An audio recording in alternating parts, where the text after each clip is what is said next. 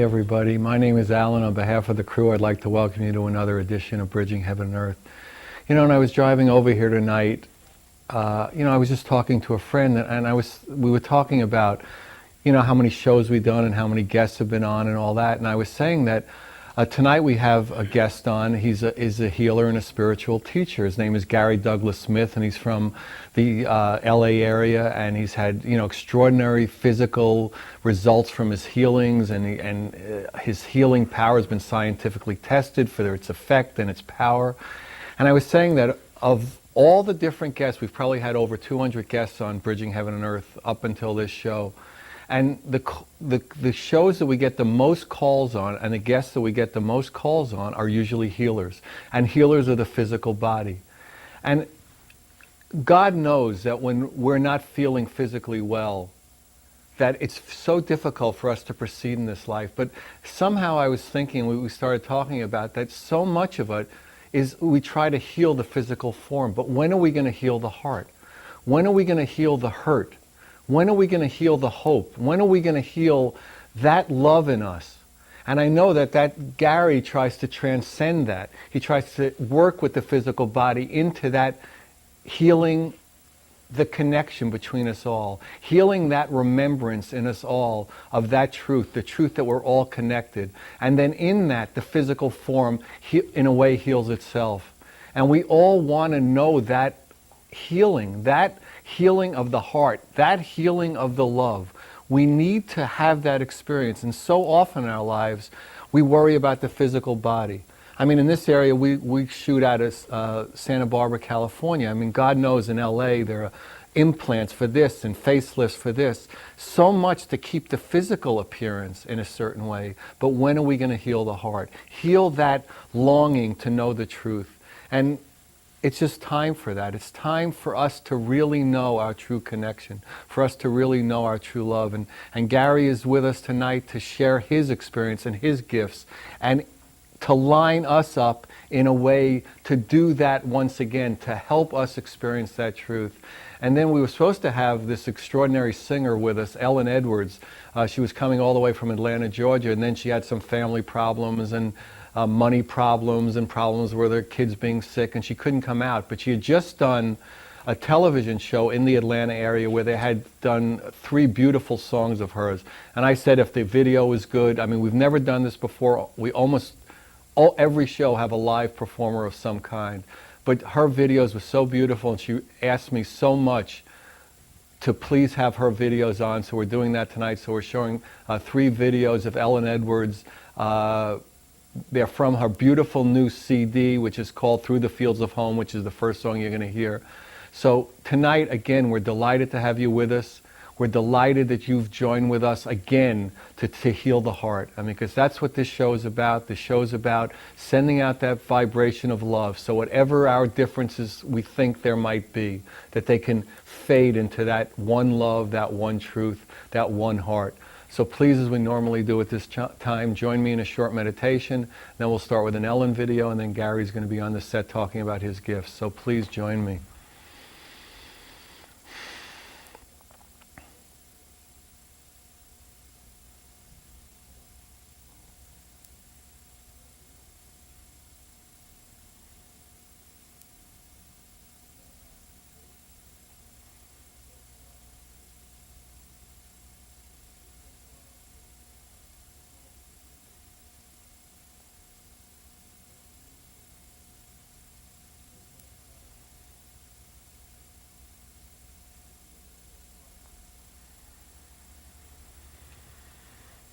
Thank you very much. So I did want to remind you that, or tell you that I know we've spoken about the Bridging Heaven and Earth Foundation before, but we've gotten 2 people who've agreed to be on the board of advisors of the Bridging Heaven and Earth Foundation, in addition to the other 20, 25 people. It's just an extraordinarily powerful and loving board. We've had Lynette Damaris, who was just a guest recently, who wrote The Spiritual Life of Horses, who's been doing a tremendous amount to help the show get on in numerous places. In just the last week, we've gotten on in Fairfield, Iowa, in St. Paul, Minnesota, and in New Orleans. So I mean, and she's trying to get us on in about 8 or 10 more very large cities. So we just really appreciate what she's been doing. And also Tom Hartman, who was the guest on the last show, who's an extraordinarily gifted and loving teacher and healer too. So we're really fortunate with that, and we're just thankful that we're getting on in all these cities. So we're going to start tonight's show with an Ellen Edwards video, Through the Fields of Home, and this is from her CD from the same name, written and performed by Ellen.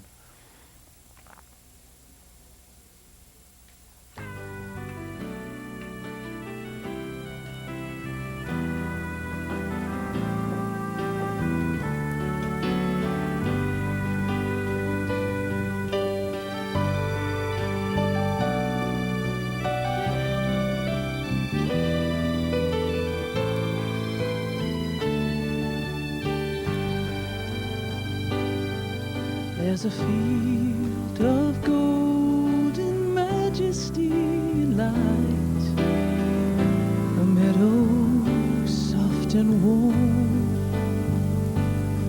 It's where I rest my soul, where my spirit rides the wind in the golden fields of home.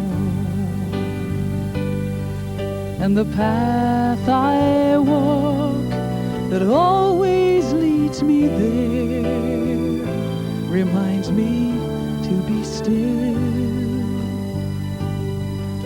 to hear the call from the meadow, from the light to the golden fields of home. I'm on my way,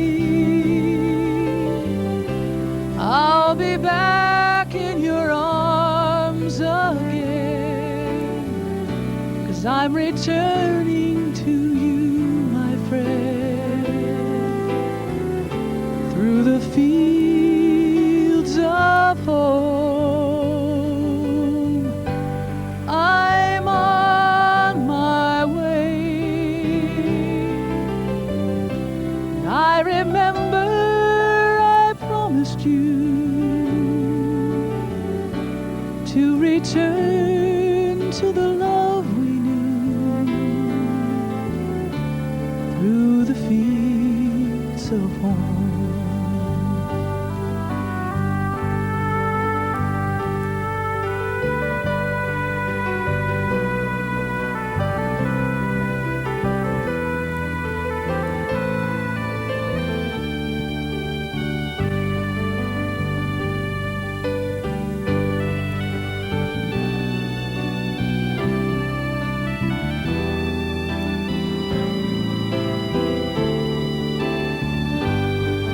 I'm on my way,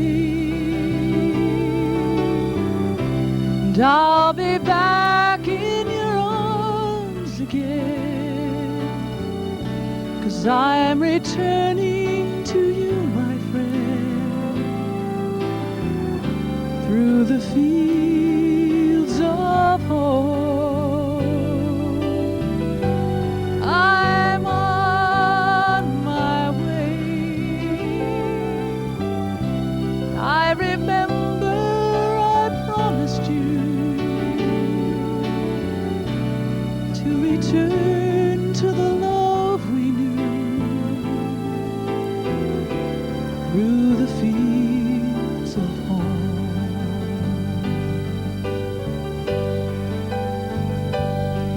And we meet again in the majesty and light, in a meadow soft and warm. It's where my soul can sing, and where my spirit rides the wind in the golden fields of home. 'Cause I'm on my way, I'll be back in your arms again, 'cause I'm returning to you, my friends, through the fields of home. I'm on my way.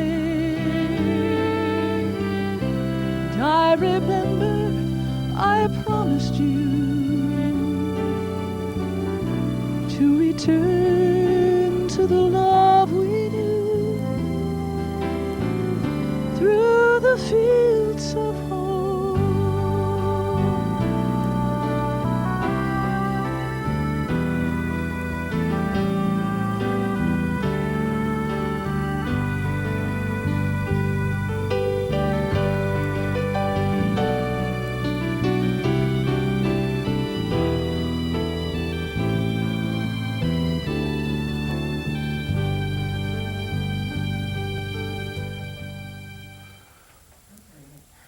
Hi, well, we're on the set with Gary. Thank you, Ellen in Atlanta. So, welcome, Gary.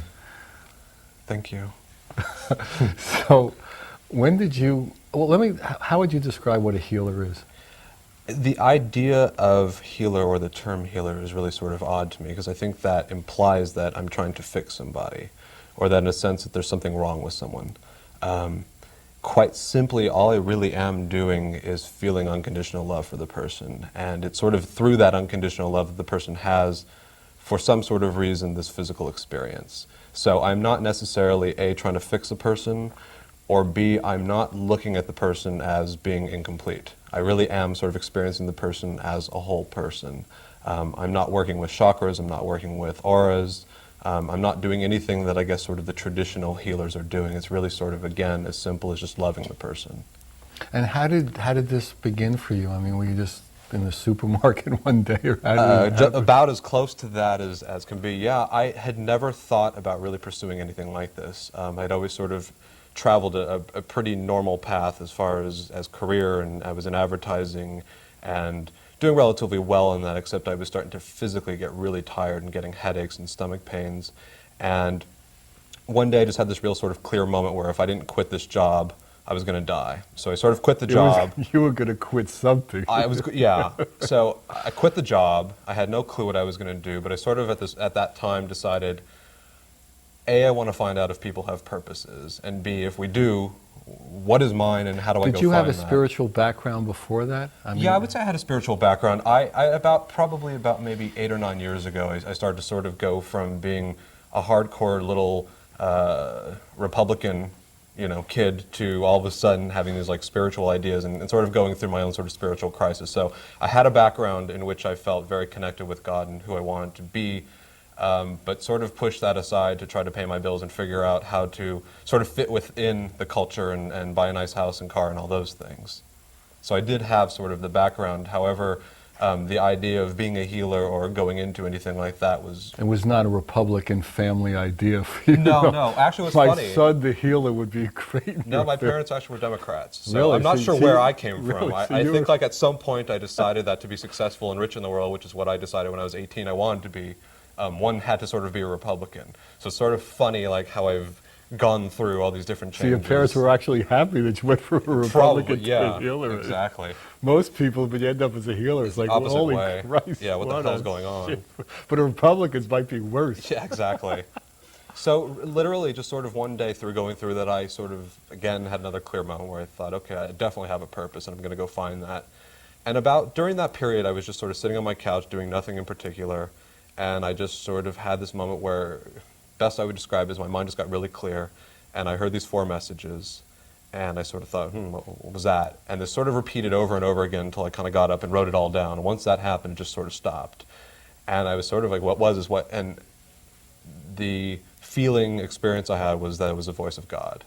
And basically one of the messages was, you've been given the gift of healing. And when this all sort of happened, it was kind of like, what the heck was that? Why me? What's going on? I have no desire to be a healer. What is that all about? And really sort of within like the 5 months after that happened, I had some pretty open-minded friends. I said, well, here, close your eyes. Let me just put my hands on you or over you and tell me what you experience.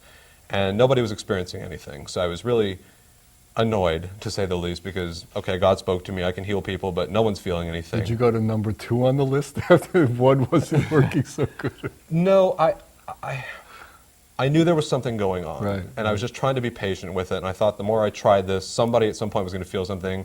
I was reading books, and I was told I was going to, feel things in my hands, and that wasn't happening, so I was really getting frustrated. And a friend of mine gave me a book, and I went to the website and found out that this author had some meetings scheduled coming up, so I called up and got a response from his secretary, who was really sweet, and we were just sort of chatting, and she said, "What do you do?" And out of my mouth came, "I'm a healer." And as I literally said it, I thought, who said that? Why would I say that to her? Right. So she proceeds to tell me, "Oh, wow, interesting. You know, the author has some things going on with him. So why don't you give my phone number, call me up, and we'll do some work."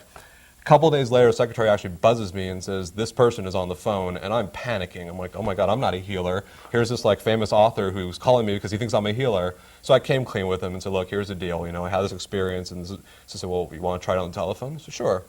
So he closed his eyes. I kind of did my thing. And what was interesting is I sort of felt some stuff, but again, nothing where I go, "Wow, this is real." But what was kind of cool is he had an interesting experience, but I got these messages. And they were really accurate as to some things that were going on with his relatives and his father prior to. And he was like, "Wow, that's really interesting." So I thought, that's pretty interesting. I'm getting these messages for other people now. Maybe something's going on. So we did a couple of them. Had some pretty great experiences, but nothing like where I said, "Wow, I'm a healer. This is for real." But I did think this is pretty interesting. I'm getting these messages. So about a week and a half goes by, and I get this weird sort of cryptic message from his secretary saying, "Gary, can you call me?" And hi. And I'm like, that was really sort of odd. So I called her back thinking the author told her he had good experience. I'm a healer. She wants a healing. And she proceeds to tell me what had happened the same day that we had the phone call. And literally what she said is that she hung up the phone and her hands, where she had arthritis through her hands, all the way her wrists, all the way up her arms, to the point where couldn't open up milk, couldn't open up the refrigerator, couldn't really do anything with her hands, couldn't even hold a telephone. She was actually talking to me with a speaker wire, disappeared. And at that moment, two things flashed through my head. The first was, "Oh my God, this is real." And the second one was, "Oh no, now what do I do?" Because sort of during that 5 months, it was pretty cool. I didn't have to do anything about it. I didn't have to tell anybody. Guess what? God talked to me. Guess what? I'm a healer. Come over and I'll do some work on you. It was really sort of safe. And I sort of remember in that moment going, here we go. Not knowing exactly what was going to happen, but that was sort of the moment for me that confirmed somebody actually had an experience. And the interesting thing with that, again, is I didn't try to do anything. And what I've learned from this experience is that, again, it really comes down to love. I've had so many people where I've had a conversation with them, and I've really felt like we just had a good connection. I wasn't trying to do anything, wasn't trying to heal them, wasn't trying to focus love on them, doing nothing. Have had these really wonderful experiences. So it's funny sometimes when I sit on the phone for an hour with somebody and really sort of get into this place and pray and try to feel love with them. And sometimes it's just as simple as having a 2-minute conversation. The person has a really wonderful experience. So again, it all comes down to love. Wow. And are you going to share the other 3 with us, or is that the first one I'm not sure I'm supposed to. It was sort of like, just feel like, okay, that's for me, I suppose. The second one was, again, you've been given the gift of healing. The third one is you will lead people away from suffering. And the fourth one was there is nothing to fear, which is the trickiest one of all for me. Because I get through these moments where things just really flow in a good way, and I go, okay, this all makes sense now. There's nothing to worry about. And then some way I get in the way of that, and all of a sudden here comes all the fear. So for me, I think that's like the perfect message for me, because that's my biggest challenge, I think, is dealing through the fear. And so do you find, I mean, I know you've had incredible experiences with this. I was reading some of your literature, and that somebody had tumors in the lungs, and he was going to go in for an operation like the next day and get, both lungs removed, or some horror thing. That was the most amazing experience for me, because it blows me away. I'm in like complete awe, because I actually heard him. He was interviewed for another radio program. And when I listened to it, it just like gave me the chills. And it's weird because I really understand my place in the game, how really little a role it is as far as being able to heal somebody. I get that I can't do that. That sort of bends the laws of the universe, and I understand that that's not me.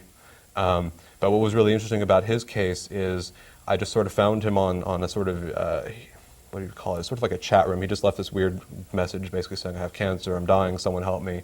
And I contacted him. And we did sort of one healing, and I said, did you feel anything? Well, not really, but he said, my mouth is wet. And I said, well, good for you. And I'm like, what does that mean? And what he was saying is that, to back up a little bit, he had a couple tumors in the back of his neck, and when they removed him through all the chemotherapy and radiation, he has no saliva glands in his mouth. So we both thought, wow, that's pretty weird. For 6 months, he has to drink water literally every like 2 seconds, or his mouth will dry up. So I thought, that's kind of neat. And over like the next 2 weeks, we just never seemed to be able to connect. So we finally connected the day before he was going in to have surgery. And that day he had come from the hospital. I think it's the Cleveland General Hospital. Anyway, it's like the real big hospital there. So you were never in his physical presence? Never met him. He could be right here. I wouldn't even know it was him. Never seen him. I would recognize the voice, obviously. So we went ahead and we did the healing. And again, did you feel anything? Well, no, I just felt really calm and all that. And the interesting thing is the message I got for him, the very last line, was something to the effect of, there's a good chance that when you wake up in the morning, the tumors will be gone. And I sort of joked with him, and I said, that would sort of suck if they cut you open and found nothing in there. I got an email. That was the last message. Yeah, there's a good chance that when you wake up in the morning, the tumors will be gone. So we sort of joked about that. You know, he said, I'll call you in 8 days when I get out. The next night before I went to sleep, I got an email from his wife, and it just completely shocked me, blew me away. What happened is they cut him open, and all they found were sacks full of water. And the great part is that, for me, the great part, which is really validating, is that the doctor said there's no way we've misdiagnosed you. They had run CT scans. They did probably 5 or 6 different tests, which all showed that these were cancerous tumors. And they really had like no explanation for it. The bummer was that he didn't tell me he'd worked with a healer, which is really kind of tough for what I do, because we can sort of segue into the research that I did have done, is that a lot of people unfortunately are afraid to tell their doctors that they've had this positive experience because they think they're going to look weird or they're going to be sort of freaky. And the bummer part is that sort of loses an opportunity to let people know that this is happening. People are having these experiences through sort of more of a spiritual means than the physical means. And B, I think it takes away from the opportunity to do some research and to have doctors get an opportunity to know this is going on. But you actually had some research done with a Harvard-trained doctor. Right. Dr. C. Norman Shealy. Yeah, I was flown out to his... and how did he and you hook up? I knew about his Another work... chat room, and I'm going to start... No. Actually, I knew about his work with Carolyn Mace. I don't know if you're familiar with her. And I went to his website. It was as simple as I just sent him my story. I sort of typed it up. It's on my website. And just sort of typed up the story that God talked to me. Here's this experience, and sent it off to him. Never in a million years thinking he would respond. He sent me this cute little message saying, oh, that's pretty cool, and maybe we can do some research.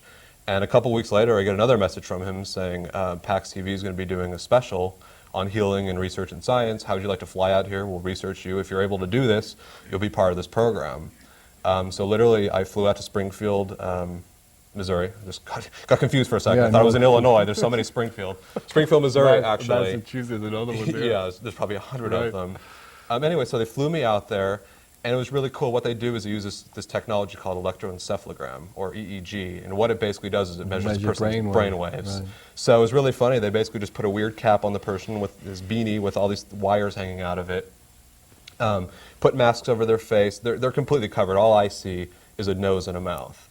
And the good part is that the patient has no clue what's going to happen. Basically, all they're told is, we're going to do this experiment, we're just going to measure your brain waves, nothing's going to happen, you're safe. So they couldn't hear, couldn't see, didn't know what was going on. And they didn't know when They didn't know I was even going to be there, right, period. or when you were going to be there or anything. Right. No, they didn't know that a healer was going to be doing anything. They were just told that their brain waves were going to be measured, and thanks, go home. So what happens is, what they did is they measured the person's brain waves for about 10 minutes, just want to see what happens to that. I come into the room, again, they don't know I'm doing it. What was really weird for me, this was really early on, I was told you can't touch them. I'm like, well, what do I do then? So I'm just sort of sitting there doing this, making sure I don't like knock into the table, sort of freaking out, and while this machine's doing all these things, all the while going, can I really do this? For me, it was really cool because I doubt even myself. So for me, it was wonderful to have an opportunity to have some sort of scientific validation, just for me, to know, like, is this really real? Because the one person had had that great experience, but can I really affect a person's brain physiology? Is this for real? Anyway, I come into the room for 25 minutes, I do my thing. What it's doing is measuring the brain waves, see if there's any sort of change. I leave, and again, it measures it for another 10 minutes to see what happens after I leave. And was there one person, one test subject, or were there like 20 or 5? No, the first day we did 3 people. Second day... All one day. Yeah. One-on-one, though. Yeah, just me. Right. Yeah, the only no, other I mean one, you and the one person that I'm not working on. 3 lined up or 10 no. lined up. No, I'd be curious, as another experiment. No, I was actually hoping everybody had the same... Right. No, I was actually hoping that I would be able to do one, if it's possible, where I'm just on the telephone in LA, the way I do it. hook somebody up to a machine wherever, Springfield or who cares, and see if the machine's actually able That's to never register been it. done I don't know. as of this point that Yeah. you know. No, not that I know of. Right. So that happened the first day, and then the second day they had me work with one other person while PAX TV sort of filmed it. And the other interesting thing, they said, well, gee, why don't we hook up you to the machine and see what happens to your brain waves, which I was not like really all that excited about because they're 2 hours ahead of me. I had gotten in the night before at, I think, like 10 p.m. my time, which is midnight. So anyway, I had like 4 hours of sleep, and I said to the director, I said, look, this is just not going to be smart. I'm going to pass out. There's no doubt about it. No, don't worry, you know. So I'm like, okay, fine. So, of course, they hooked me up to this whole elaborate thing. And it was really kind of funny because all I remember is we're going to tap you and we want you to think about healing. Because now I can't even move my hands. And I'm like, what am I going to do now? So I feel this tap. Next thing I know, I feel 2 taps. I don't remember what happened. I thought I fell asleep. Director's like yelling at me. Not yelling, but not real happy with me. He's like, you fell asleep, you were snoring? I'm like, I told you that was going to happen. So they go off. They interview Dr. Shealy about what we had done earlier, and they come back to check the results. And the funny thing is my brainwaves actually went the complete opposite way of somebody who was sleeping. So I don't quote me on this, but I think that the beta waves actually, while you're sleeping, go down. Mine went up. So I have no clue what happened. Everyone thought I fell asleep. I still think I fell asleep, but it was really bizarre. The thing measured it as sort of the opposite. There was some sort of weird healing thing going on even while I thought And sleeping. what was the effect of the brainwaves on the test subjects? One person was really kind of funny because they said, here's what happened, we had to heal her, and she was sort of like weird about it, working on you, and what happened. She had like all these things going on with her, and she's like, I didn't feel anything, you know, I feel horrible. And he's like, well, is there anything? She's like, well, yeah, my knee doesn't hurt anymore. He's like, well, how long has that been going on? She's like, oh, a couple years. He's like, that would be something. So it was really kind of funny, you know. So she had a good experience. I worked on a woman who I think was in her 70s, and like that day, it was funny. There was another one. She skipped out of the room. No, well, she was the first person because it was weird. 2 of the 3 people who were supposed to show up didn't show up for the research. So I'm like, okay, this is terrible. So they just picked this like elderly woman who said, well, if I lay down, it hurts. And the problem was she had a bad back. So I'm sitting here going, I'm going to look horrible. There's no way, you know. So of course when she gets up, she's like, well, my back hurts. I'm like, hello, you know, you're under for an hour. So it was funny. I saw her the next day at the clinic, and she's like, yeah, you know, it was really interesting. I was able to get out of my bed without like pushing. I'm like, well, tell Norm that, you know. Everyone always tells me these things, but they never tell, you know. So that was pretty funny. But for the most part, what was interesting to me was seeing how people's brainwaves change. And what's cool is I put on my website, I posted the research, and what's neat is they do these things called brain maps. There's these various like colors of the person's brain. You can actually see like how the colors change. So or just the graph in the time you were in there, that from the 10 25 minutes, yeah. and the 25 minutes in the middle when you were there was a significant difference Right. as opposed to both Yeah, sides. I don't know how to exactly articulate. I think Norm says if you can move somebody's brainwaves between like 15 to 20%, that's significant. Because the average person's brainwaves don't change within like plus or minus like 2% during like an hour's like rest. Mm-hmm. So that was sort of the game. And what was sort of neat with one of the people is when I left the room, instead of her brainwaves returning to normal, which happened with 3 of the 4 people, her brainwaves actually stayed sort of in this healing state. So I don't know what that's about, but Norm said that that's a pretty rare experience. You know, maybe we'll have the second video, and then we'll come back and try to talk about what the different brainwaves would mean, why it would be one would be a healing and one not. Okay, so we're going to go to Ellen's second video. She's going to do 2 songs on this one. The Living in a Garden is going to be the first song, and then Where My Heart's Never Been is going to be on the second song. And all these songs have been written, and they're going to be performed by Ellen Edwards from her CD Through the Fields of Home. So, Ellen?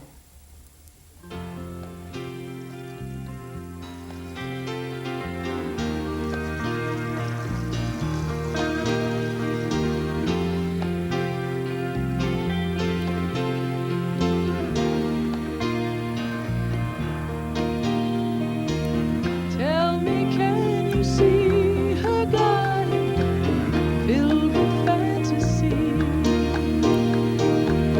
Secrets linger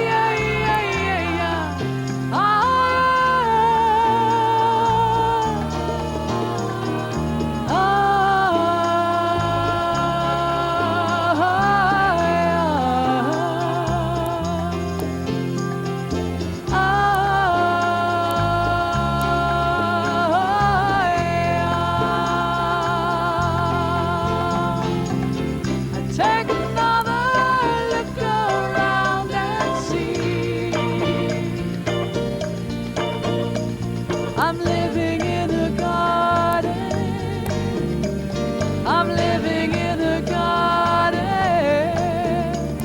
I'm living in a garden of majesty.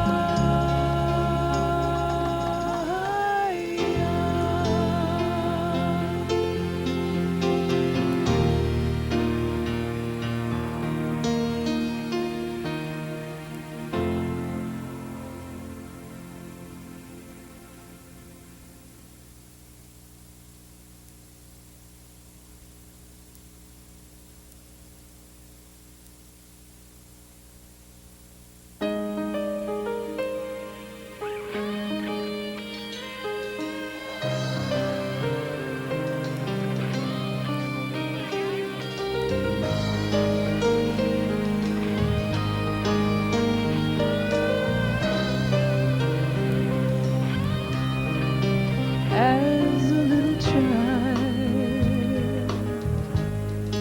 I needed love and someone to care. But in the dark and rage of the storms, when I looked for their arms, it seemed no one was there. So I kept loving its place. This fortress that I built has felt safe, but now your love's become my protector. I found a new shelter in your tender embrace. Well, I've never felt so loved. I'm where my heart's never been. You keep me safe through the storms, in the love of your arms, where my heart's never been. I've never felt so loved. In a new world, safe in your arms, where my heart's never been. I've never felt so loved. In a new world, safe in your arms, where my heart's never been. I've never felt so loved. In a new world, safe in your arms, where my heart's never been. You kiss me with your heart and show me what it means to love. Your tenderness gives me the strength to live in a place where my heart's never been. Well, I've never felt so loved, safe in your arms. I'm where my heart's never been. You keep me safe through the storms, in the love of your arms, where my heart's never been. I've never felt so loved, safe in your arms. I'm where my heart's never been. You keep me safe through the storms, in the love of your arms, where my heart's never been. I've never felt so loved, safe in your arms, where my heart's never been. I've never felt so loved, safe in your arms, where my heart's never been. I've never felt so loved, safe in your arms, where my heart's never been.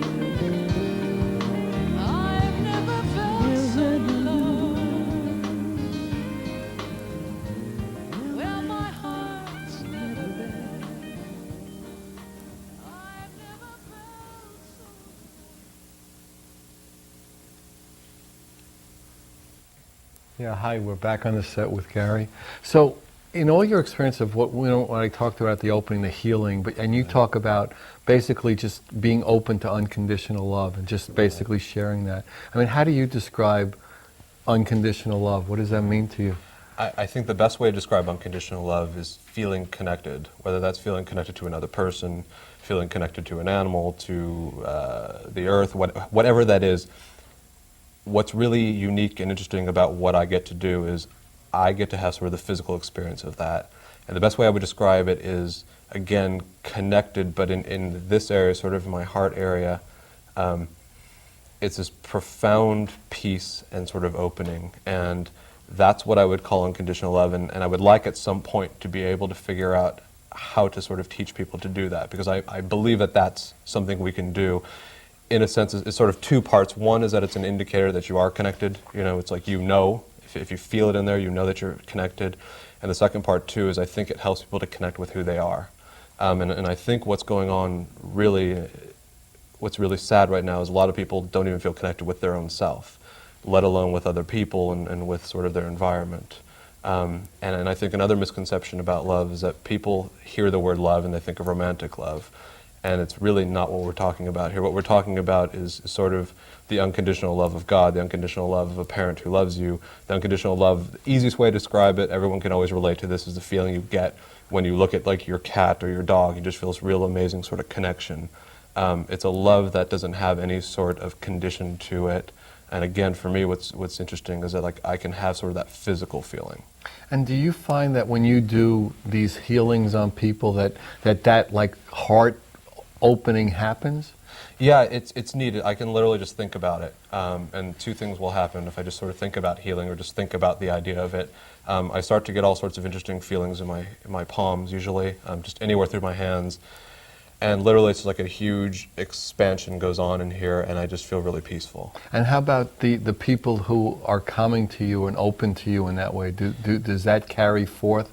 I mean, like someone whose arthritis goes away, is there some? I mean, something would happen, just the fact that it happened, and they've expanded what's possible. But do you hear about people having experiences that like kind of opens their heart in that way? Yeah, I get such a vast array of experiences from people. From the coolest stuff are people who will have these sort of spiritual experiences. I have a couple of them on my website where people have just said, I've experienced angels, or I've experienced Mary or Jesus. And these are people who are not like highly religious, people who are not really sort of quote unquote spiritual people. It's like a huge eye-opening to people. Neat experiences where people will just like pick up a pen during the session and write down these like just amazing notes. I've had people have obviously like physical experiences. Had a few people, I don't know the best way to describe it, they would say the same sort of thing, that what they're feeling is a real connection to themselves, and some people will say, I kind of wish that would stay with me. And I think that's something that eventually we'll be able to teach people how to do, but they'll just say that they literally just feel really at peace with themselves for like a prolonged period of time. Some people's experiences are really neat. Some people will really just sort of feel energy, feel a lot of pulsations in their body. Usually it's wherever it is that's going on with them. What's really neat is someone was telling me that usually energy goes down or up, I forget how it was, and she sort of felt to go the opposite way, which for her was kind of cool because it was a confirmation something weird was going on, something different was happening with her body.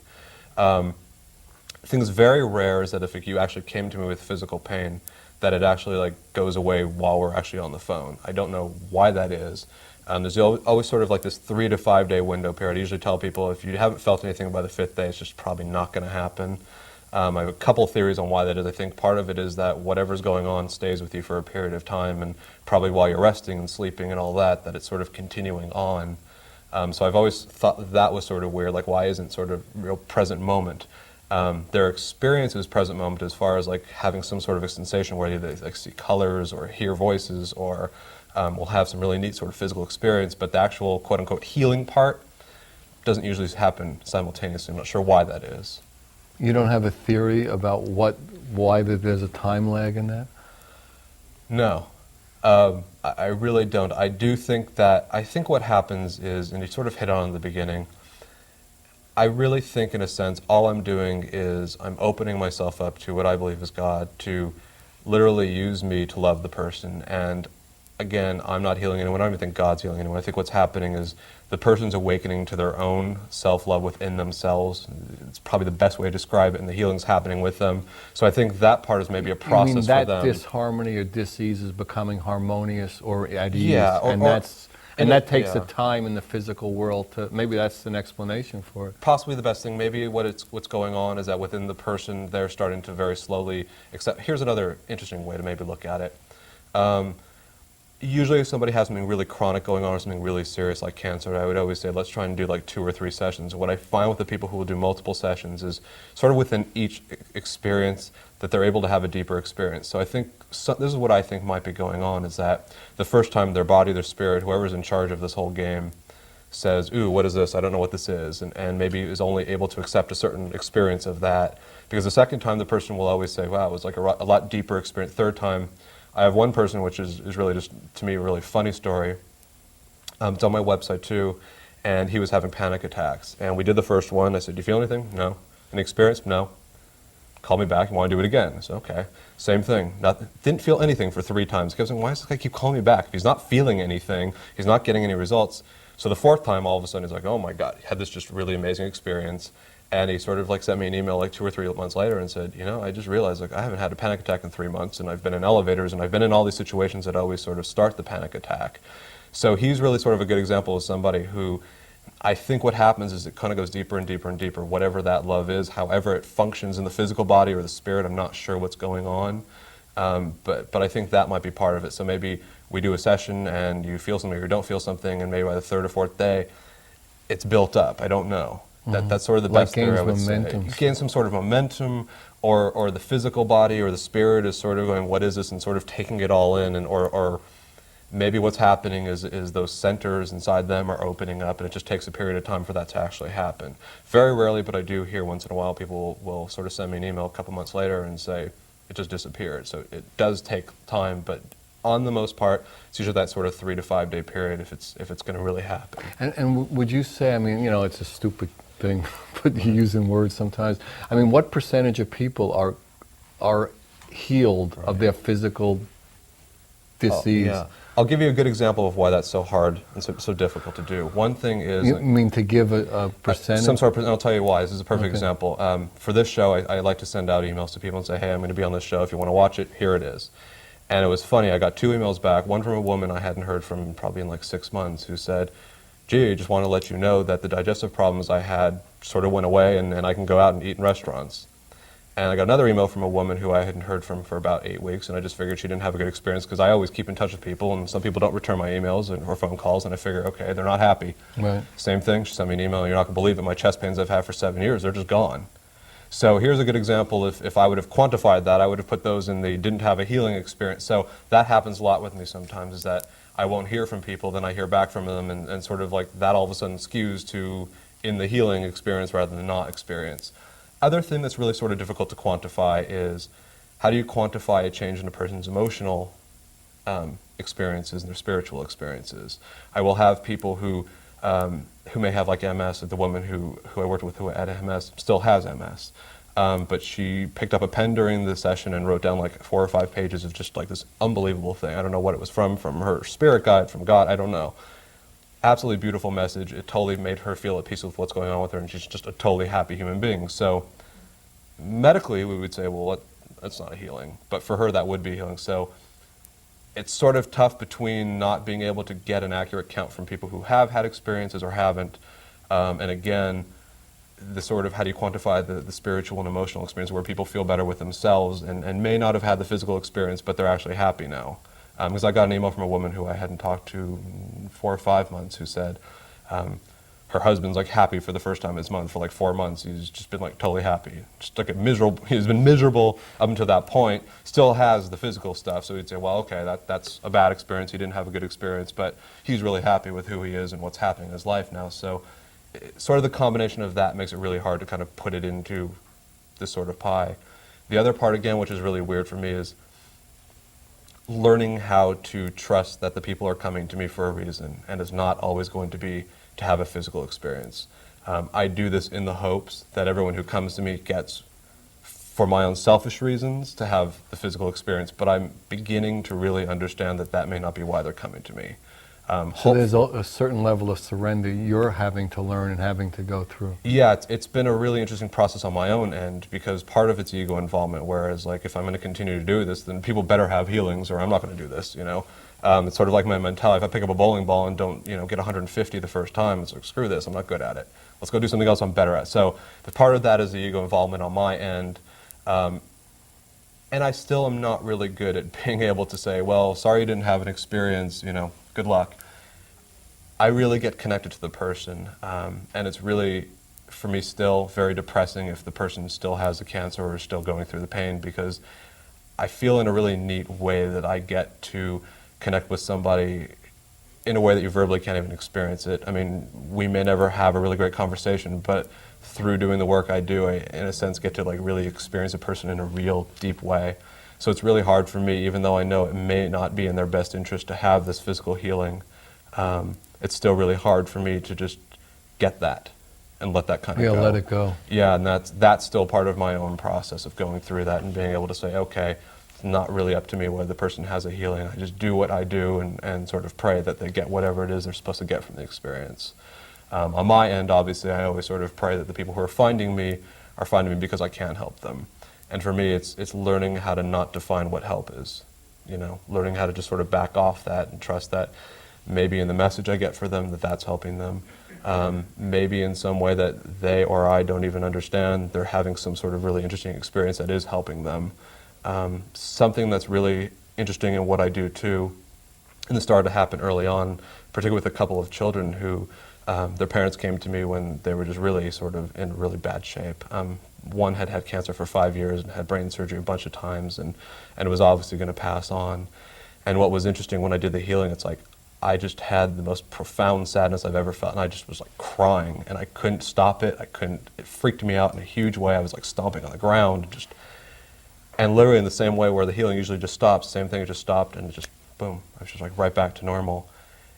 And it was like some weird thing. I don't know if it was like sort of tapping into the own person's soul who was like having a hard time letting go and moving on, but I think that's part of what I do as well, and I try to convey that in the best way I can to people when people come to me in that state where it's pretty unlikely that something's going to change, that maybe that's what's happening, that I'm helping them to sort of let go. Because I would get messages with one kid, and it was really sad that his parents didn't want to let him go, and he was just sort of holding on, and I couldn't communicate this to like a 5-year-old boy, because how, you know, is he going to get what I'm trying to say to him?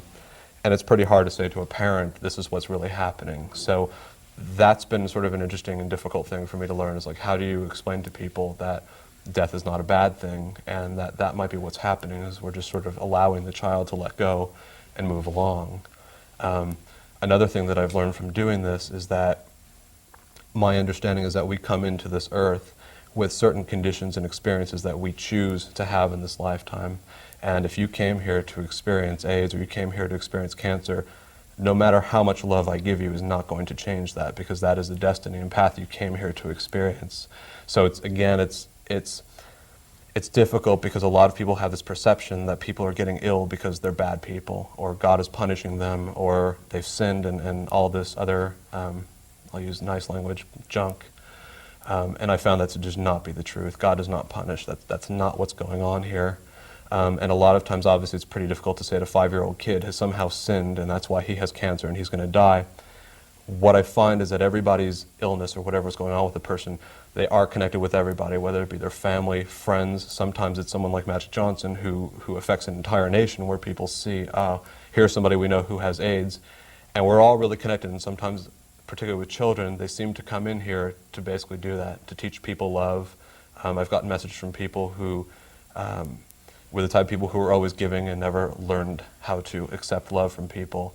And this experience is allowing them to sort of let go and let people love them. And we've heard a million times from people who said that sometimes cancer was the greatest gift to me, because it helped me to understand who I am, what's important, and why I'm here. So it's kind of difficult to sort of convey that to people, because we have this idea that illness is always a bad thing. And it's not always a bad thing. Obviously, suffering is not fun. Can you tell the difference intuitively when you start? No. One thing that is changing is that I seem to be getting, I don't know how to use this word clairaudient, I seem to be getting better messages now, clearer.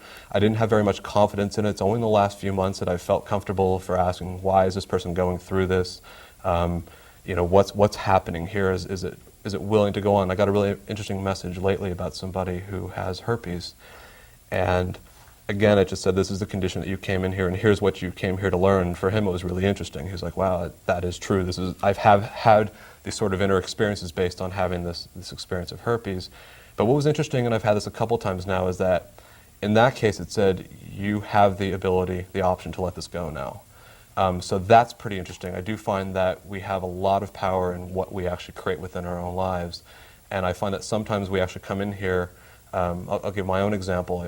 I sort of feel like in my own personal experience that I've come in here with sort of this understanding that my learning must come through suffering and through hardship and really hard work.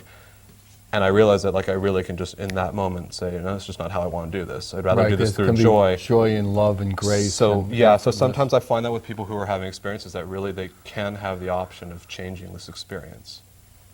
And when you have this heart opening experience in other people, are there any tools you feel like you're associated with, to allow that person to take that and make that more their own? I don't know if I understand your question correct. I would say if I understand it correct, let me know. Incorrectly, let me know. But I do get a lot.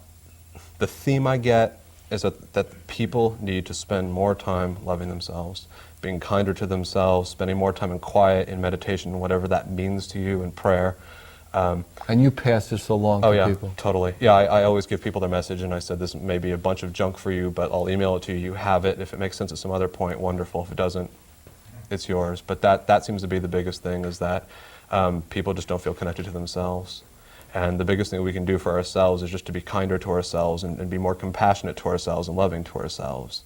That's the theme that always comes through. Wow, that's beautiful. So I guess, again, we're coming to the end of the show here. And, again, I want to thank you all for coming. I want to thank Gary for coming and sharing his gifts and his love, and Ellen for sending these beautiful tapes and the beautiful songs. And again, all your help and all your inspiration for all of you out there, that, all the email you send us, all the times you call and ask about a different guest, it really inspires us. And all the new cities we're getting, and we just want to, greet you and say, we're here for you. We're here to spread that love and to share the vibration of love. So good night. God bless you. We love you. Come again. Good night.